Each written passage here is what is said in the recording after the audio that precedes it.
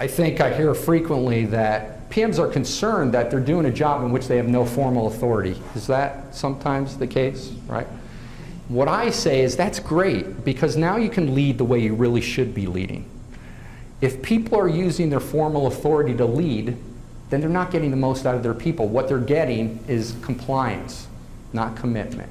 And there's a big gap in all of us between what we comply to do. Yeah, okay, I'll do. Yeah, okay, I'll do that. As opposed to what we're committed to do, where our heart and soul and body are fully engaged in a process. And the great thing about that is that exists within everybody, and it doesn't cost anything to bring it out, all right?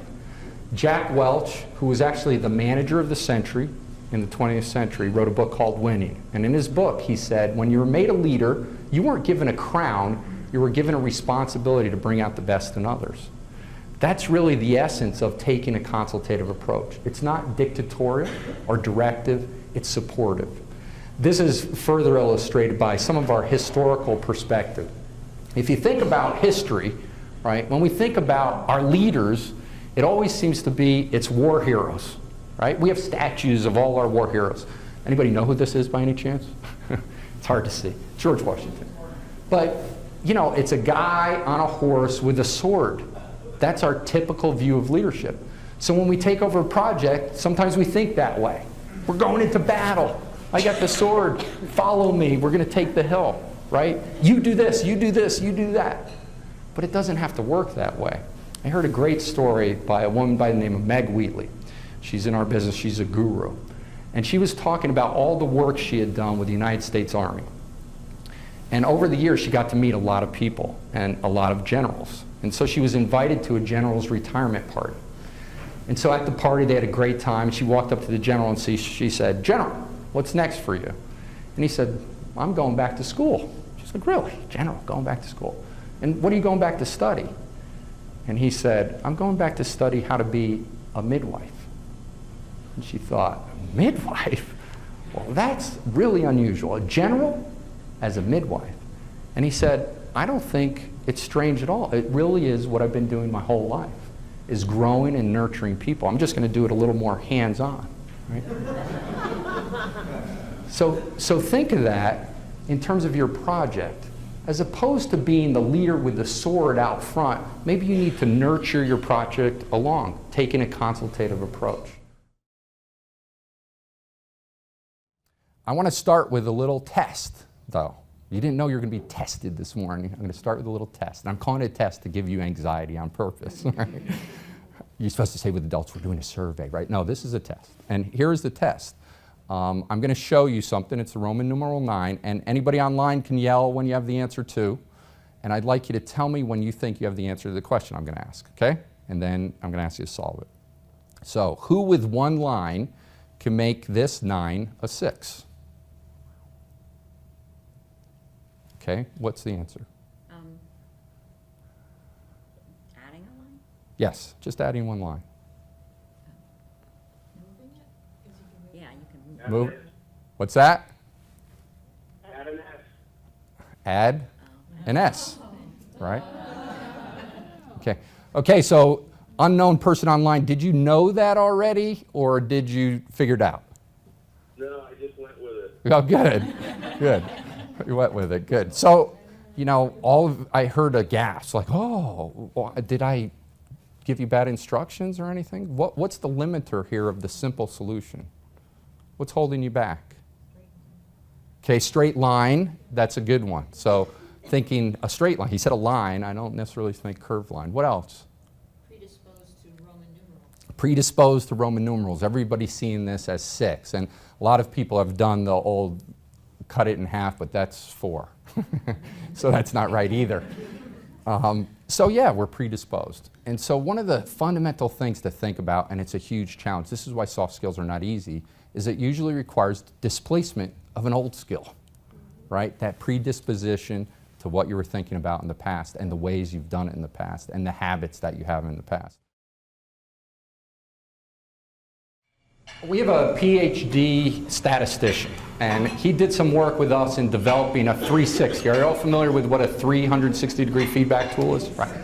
So he helped us develop that tool, and he indicated that there are only two characteristics of all the characteristics that you could study in terms of leadership. There are only two characteristics that are correlated with each other, and those are the focus on results and focus on people. Okay? And so if you look at this grid, maybe some of you have used this type of grid before, you can see that there are different ways of approaching an idea or project. There are people that are extremes. On the high side is someone who is really focused on results but pretty low on people. This is the get her done type people, right? That's what they're all about. It's all about results, results, results, and driving to results. The challenge is that they often leave debris and bodies in their way, right? They are so focused on getting things done that they'll go through walls, they'll violate relationships, they'll hurt people, right? They can have a big impact on an organization. Conversely, we have people that are extreme in focus on people, all right? They have a history of making buddies. Everybody's their friend. They're having a great time, they're getting to know people, and there's a scientific term that we use for them, and that's, we call them the love them to death butts, right? Love them to death butts. That Ron, I love him to death, but I won't ask him to do anything. Or that Steve, I love him to death, but he can't get anything done. So we don't want to be either one of these people. We want to be right in the middle. And the middle is the sweet spot where what you're doing is focused on results with a people-centric mindset. That's what we want to talk about, is a people-centric mindset. The next piece, I'd like to do a social experiment. So this is a group situation. No one's put any personal pressure. And so what I'm going to do is I'm going to describe a scenario for you. And then I'm going to show you a picture. And I want you to yell out what you would do. Okay? I'm going to describe a scenario, I'm going to show you a picture, and then I want you to yell out, using your inside voices, right, what you would do. Okay, so here's the scenario. You're on an Alaskan cruise. You've spent years waiting for this cruise. It's a great moment. You're really excited about it. And you go on a shore excursion as part of the cruise, and you're with 20 people. And you're wandering through the wilderness, and it's just unbelievable sights that you're seeing. You're seeing animals that you've never seen before. The trees and mountains and streams are just incredible. And so you're taking a lot of pictures. And when you get done with one particular picture, you put your camera down and you look around and you're alone. I heard someone go, little whimper there. That was interesting. Hold on, not yet. So you're alone and you start heading in a direction that you think is the direction to go in. And you see this, which is a grizzly bear. What do you do? Run. Stand still. Run. Play dead. What else? Take a picture. There's a true tourist right there. If I'm going down, this is going on Facebook. All right. That's good. All right, so what I'm going to offer to you is all the things you said or the things that you thought are your style for handling conflict. Okay? So some people run, some people scream, some people play dead, some people take a picture of it, which is interesting, all right? So that was a good sign. So, you know, conflict will exist when you have two or more people together. It just happens. And the thing about it is, our belief is you have to deal with it. You have to deal with conflict, especially as a project manager, as any kind of leader. Since it's existing, you need to draw it out. Anybody ever read Death by Meeting by Patrick Lencioni? Okay, mining for conflict, right? What I'll call digging for disses, digging for dissatisfaction, disharmony, right? Disagreement. It exists. Draw it out, because when you draw it out, it enhances the quality of your project. Maybe you're not heading in the right direction. Maybe you don't have all the answers. Maybe there's some good opinions that you're missing because you're just passing it over. You really have to deal with conflict. Now, just a quick little story about conflict that I'll share with you is I was walking in the March of Dimes walk. Did any of you do that here in Orlando? Big thing, 30,000, I don't know how many people. It was incredible. And they had a lot of security, so they had police and horses and everything.